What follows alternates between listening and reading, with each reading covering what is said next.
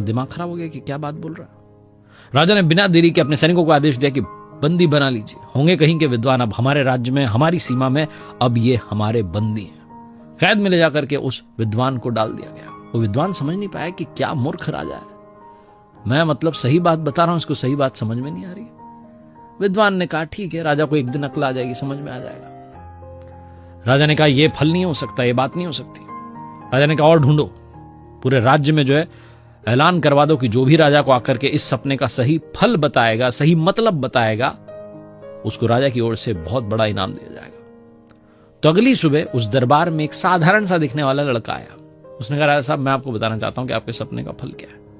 राजा ने कहा बताओ भाई क्या बात है। उस व्यक्ति ने कहा कि राजन बहुत आसान है, आपने सपने में देखा कि आपके सारे दांत गिर गए हैं, सिर्फ आगे का बड़ा वाला दांत जो है बचा हुआ है। आपको पता है इसका मतलब क्या है? इसका मतलब यह है कि प्रभु ने हम प्रजा पर, हम सारे लोगों पर इतनी कृपा बरसा दी है कि आपको लंबी उम्र दी है। आपके परिवार में आपकी उम्र सबसे लंबी है।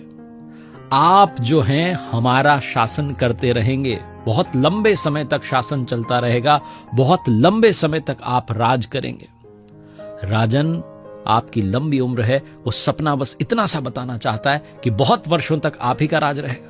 राजा बड़ा खुश हुआ, प्रसन्न हो गया कि क्या बात है, इसने तो मेरे दिल की बात कह दी। उसको बहुत बड़ा इनाम दिया, हीरे जवाहरात से, सोने से लाद दिया, उसको सोने के सिक्के दे दिए।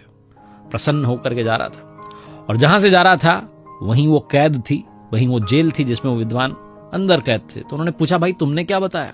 उसने कहा वही बताया जो आपने बताया, लेकिन आपने शब्दों में गौर नहीं फरमाया। मैंने बहुत ध्यान से शब्दों का चयन किया। आपने तो कह दिया कि सब मर जाएंगे तुम ही बचोगे, और मैंने कह दिया कि आप शासन करते रहेंगे, आपकी लंबी उम्र रहेगी आपके परिवार में। शब्दों की ताकत समझिए महोदय।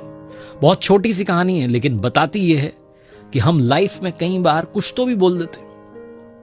वो कहते ना कि एक बार मुंह से जो शब्द निकल गया वो वापस नहीं आता। इसलिए जो भी आप बोल रहे हैं सोच समझ करके बोलिए, जिससे आप बोल रहे हैं सोच समझ करके बोलिए, क्योंकि बोलना क्या है ये हम कभी नहीं समझ पाते।